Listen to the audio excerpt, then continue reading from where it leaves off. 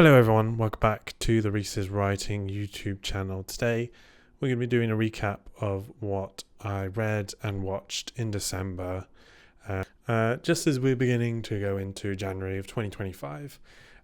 So just like to say thanks to anyone that sort of checked out my channel in the past month. It's been quite good, quite a lot of comments coming in to say Happy New Year and things, so that's great to see. And yeah.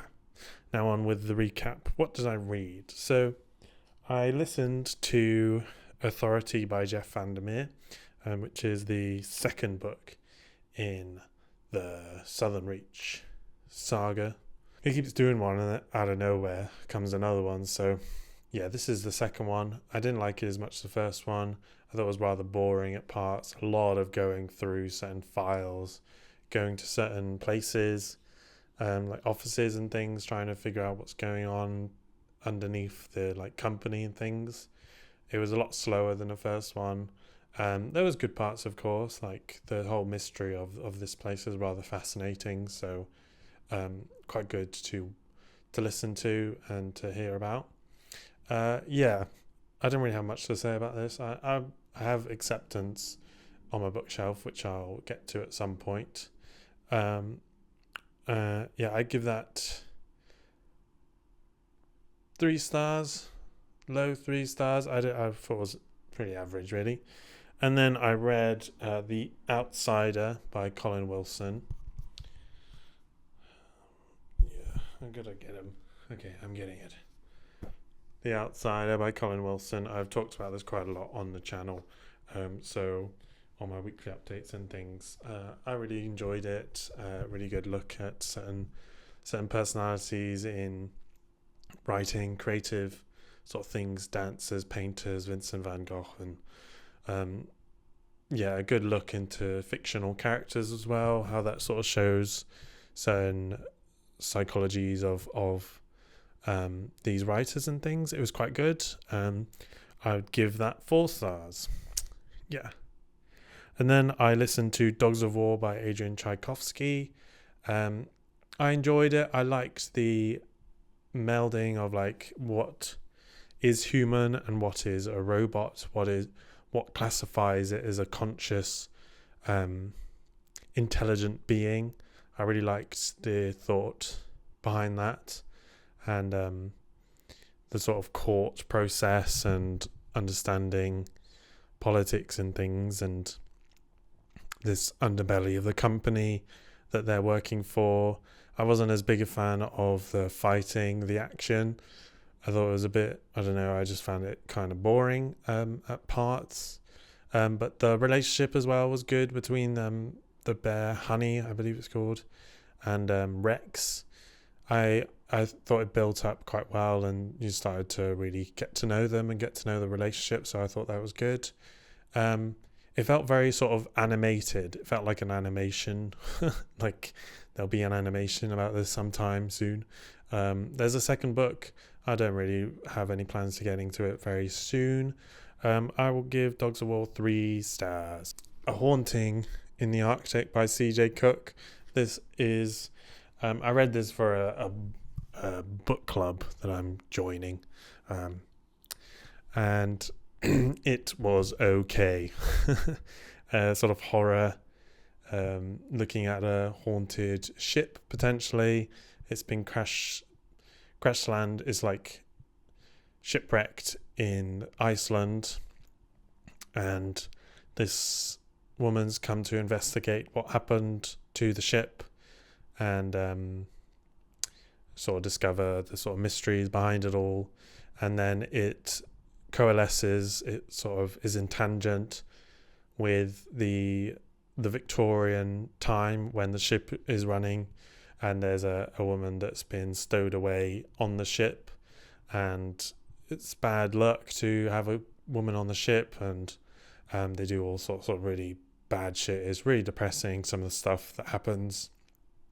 There's a lot of modern keywords, modern search terms like TikTok and Google and Wikipedia and stuff, which I hate to hear in books. So that really put a dampener on this book for me. I enjoyed the Victorian Gothic aspects of the book, so that was good. But the modern time I really couldn't grip of, and the parkour stuff. There was a parkour guy. Don't mention it to me. That's so random, and it shouldn't be in here. I would give A Haunting in the Arctic 2.5 stars, and then I may have got these different star ratings in my short reviews. I don't remember them, to be honest. They change. I think my ratings interchange depending on what day it is, how I'm feeling, how I interpret my my thoughts at the time, and how well I feel about it. So yeah. And then I read Behold the Man. The review is somewhere on the corners, potentially. I really enjoyed this short story. It's a short story by Michael Moorcock. It's about what if a man time traveled to the time of Jesus, Palestine, 1 AD or 100, whatever, 1 BC maybe, and about, I know, when he's getting crucified, so that would be however many times after Christ, and it's sort of him discovering himself, discovering why he got there. There's like time jumps back to when he's younger, the guy who time traveled, why he would do such a thing, his mental problems, and like his childhood problems with his mum, and like struggling to get her attention. Very Freud-esque. Michael Moorcock has quite a lot of themes that he comes back to at times.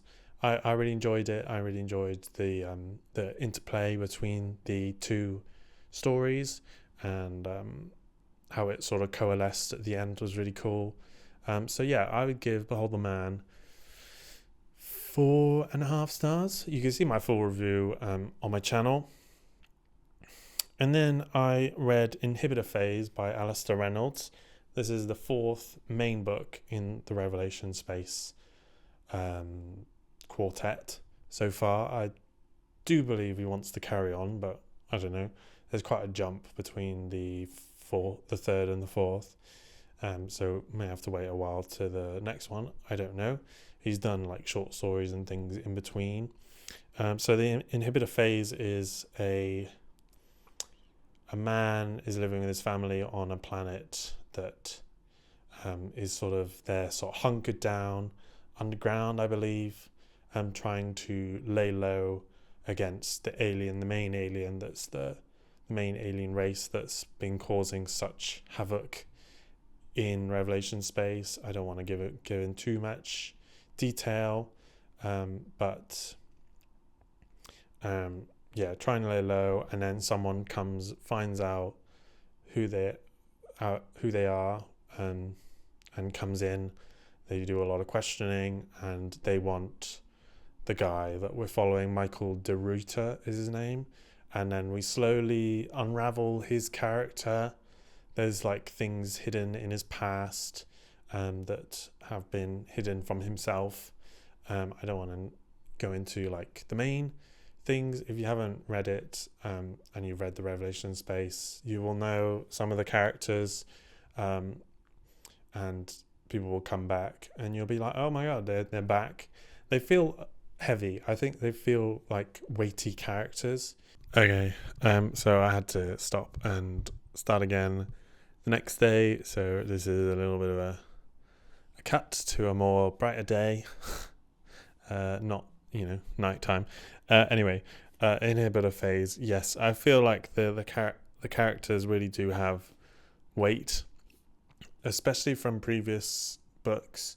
Like the reoccurring ones feel like they really make an impact in this story, and they're like, whenever I hear them, I'm like, oh shit, this is like, it's gonna get good, or like I remember them and like know their like history really well. So yeah, I think that I think that is a really good part in Alistair Reynolds. There's some really good new characters as well in this one, and the whole Michael de Ruyter development in this book is really well done. The story that's created feels like quite the important task they have to do that has a lot of weight to it and is quite important. So that adds a lot more weight to the story and the task at hand.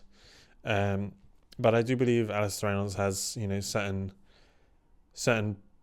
sort of structures and stories that he goes back to, and that's not entirely a bad thing. I think I can see it though. I can see the things that he goes back to, the plots and stuff. So besides that, I've really enjoyed it. I read through this quite quickly, and I really enjoy Alistair Reynolds. They're very enjoyable books for me to read.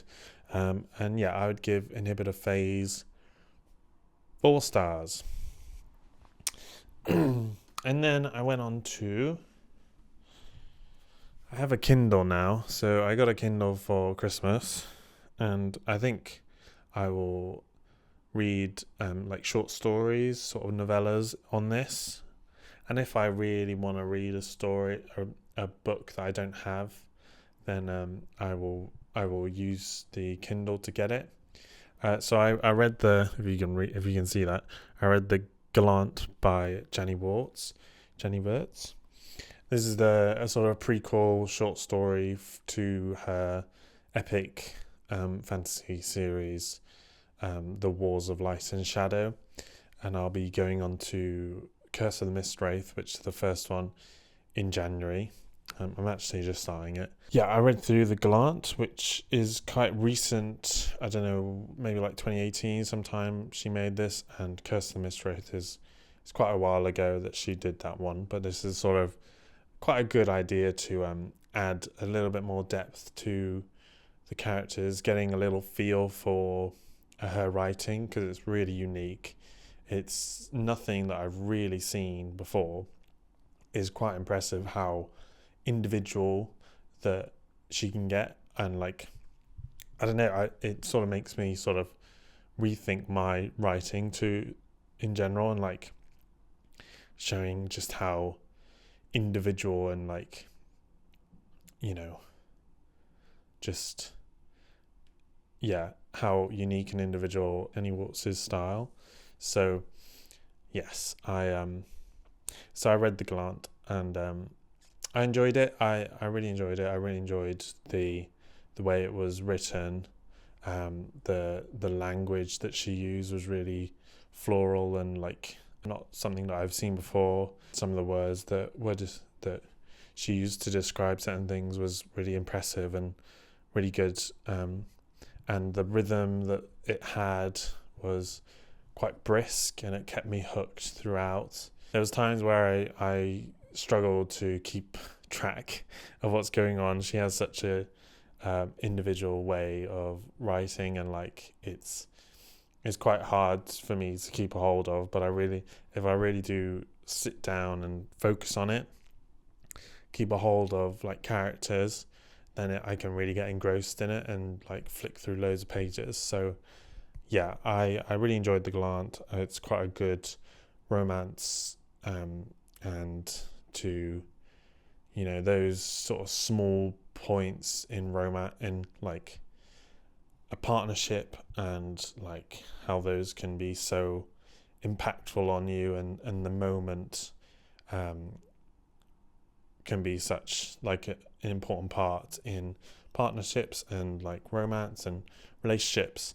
I think that's sort of what I saw, and yeah, I think the way she did this couple was really good, and it made it really impactful, the story and the characters, in such a small amount of time. It's maybe like 110 pages, so it's really quick, and a really quick read, really good sort of taster for what's to come next, and to get me ready for the massive amount of books that the Wars and Light and Shadows. So yeah, I would give the Gallant.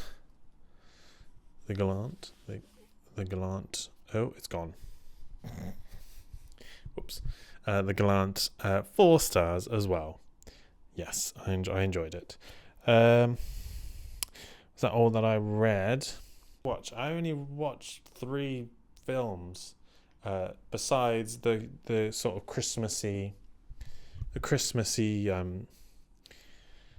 films, Home Alone, certain classics. I don't want to go through them, but I only watched 3 new and existing films. So I watched at the start of December. I watched Gladiator 2. I didn't really watch Gladiator 1. I don't remember much about it, but I think it does a pretty good job of getting you back into it without overdoing the what happened last film. I think it blended it well and made the story about this character blend in really well with what's going on in the new one without losing tempo and speed.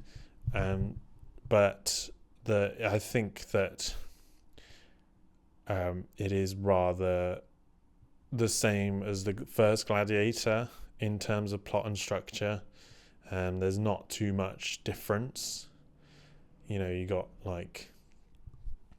evil empire that's taken over, is controlling, and then you got this gladiator who's sort of an underdog trying to come up from the ranks. I think it's very similar, but there's some CGI as well that's not very good. It's very obviously CGI. There's creatures like monkeys that they have to fight that are obviously CGI. I guess it shows a story, but it sort of ruins the immersion if they're really not very good. And you can do it a bit better with camera angles and things to make it look more real, and lighting as well is really important. But I digress. I think overall, I think knowing the CGI is not as good as it could be. It felt sort of rushed. It felt kind of a bit slapdashed. For a Hollywood film, it felt kind of slapdash and just sort of trying to get it out there to make big bucks from it. Which is a surprise because Gladiator is a 25-year-old film, but I think I'd give Gladiator 2.5 stars. And then I watched Queer, which is a William S. Burroughs novel, and it's been adapted to film by some guy who's been on a roll recently. He's done a lot of films, and a lot of good films. He's done 2 this year, I think. But he did Challengers, which I also did a review of, maybe right at the beginning in October. But I enjoyed this. I enjoyed this probably less than Challengers. I think there's quite a heartfelt look on the problems that gay people face and the struggles of, finding that connection, finding that person to open up to, the whole sort of masculinity, not breaking down, not opening up to someone, is played really well in this film. I think that's sort of the main thing it explores, is opening up, being honest with people, and the dance that is played. The beginning, I thought when I think there's a first shot of Daniel Craig sort of walking along, and I thought, oh my god, this is going to break out into song. This is going to be a musical, and I'm going to hate it because I'm not a big fan of musicals. But it didn't, thank the Lord. It did not break out into song and dance. It felt meaningful, the thing that it was trying to get across, and this sort of tragic life Daniel Craig's character leads, his journeys through South America and trying to almost become more than just what he is, and like struggling to come to terms with who he is and what his life has been like. And this young man that he's fallen in love with, and is really quite shy and not really sure about himself, his sexuality, and I think it's well done. There's parts where it feels a little bit too ambiguous, a little bit too vague for me. Some of the ways, sort of conversations and stuff, and the things that they explore in sort of South America are rather vague and aren't really explored too much without being really impressionistic, which in some ways is quite good, but I feel like it needed a little bit more something to get me to really feel the scenes, feel something.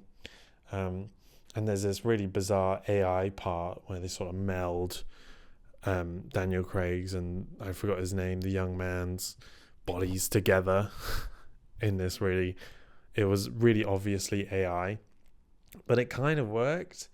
It was like something I've never really seen, something like quite modern that is using this sort of AI Mid-Journey-esque things, but in a really obvious way. It wasn't trying to hide it. It was like, this is made by AI.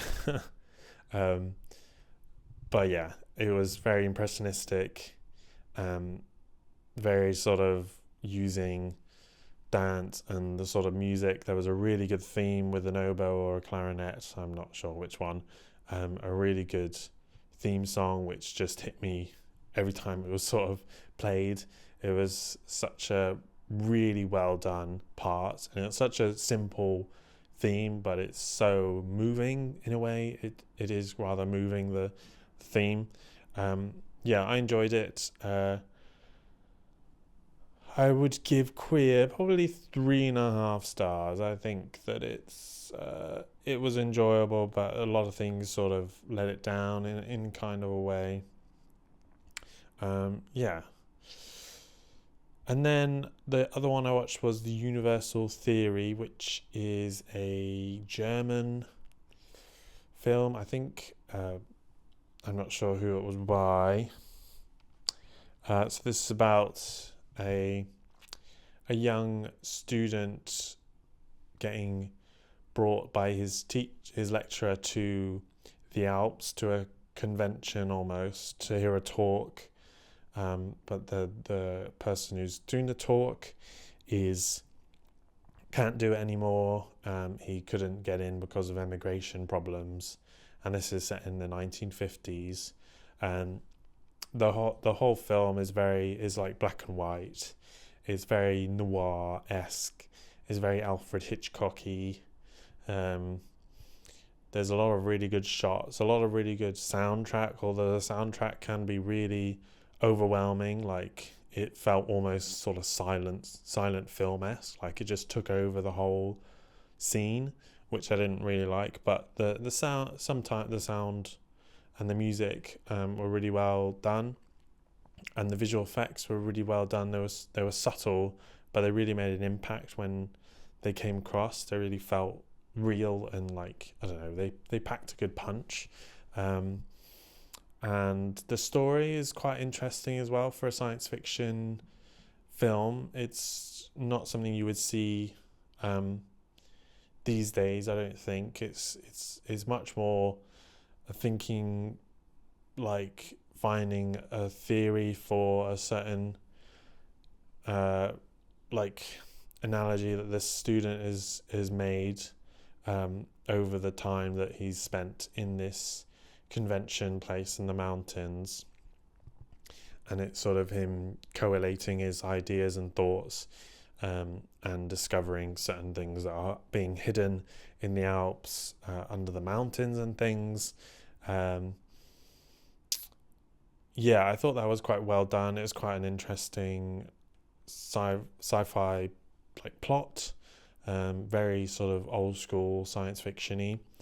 But I think the main structure felt very like thriller, like Blake Crouchy-esque, this sort of underlining evil, not trying to get caught, a bit of like police investigation, detective-esque style, like noir, is the sort of main plot.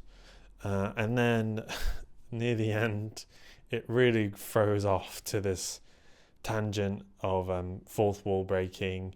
It sort of goes to like what happened after this point in time and the development of these things that they set up, and it sort of goes into like a film that's being made because of the story, and then the guy making a story based on what's happened in the Alps, and he goes a bit crazy. So it's all rather sort of fourth wall, like moving on, and like what does he do after, which is not too bad, but I think it loses the impact as well. I feel like it might have been a little bit better with a better ending. I don't know. It could have tied up some of the story better, with a different ending. But anyway, I thought it was good. I think it's quite a interesting film, not something you see every day, and quite a cool direction that science fiction goes. For some reason, I always think some science fiction books, like when I visualize them, or like as a film, if I wanted to create a science fiction film, for example, they would be in black and white, and I don't know why. I feel like it would be cool to do a black and white film, so I think seeing it being played out is really, really cool to see. Yeah, and I think that's it. I think that's all I've watched besides the Christmas stuff, and read. What did you read in December? What was your favourite book that you read in December? I think mine would have to be, God, I can't believe I made this idea to my favourite book of December. Shit. It's gonna be changed. It's like a toss up between Inhibitor Phase, The Outsider, and maybe The Glant. I think it's between Outsider and Inhibitor Phase for me. Yeah, I can't really choose them. They're completely different. Inhibitor Phase was really just candy, like, it was like sweets, I just kept eating it, and it was really fun to read. It wasn't too challenging. You know what? I'll go with Inhibitor Phase. I think it was a really good return to form for Alistair Reynolds, and a really good return to Revelation space for me. So yeah, I'll pick Inhibitor Phase, but The Outsider was also really good. Yeah, what was your favourite book of this year, of this month even? What was your favourite film, if you watched any films or TV or whatever? Like, subscribe, do all that stuff, and I will see you in the next video. Bye.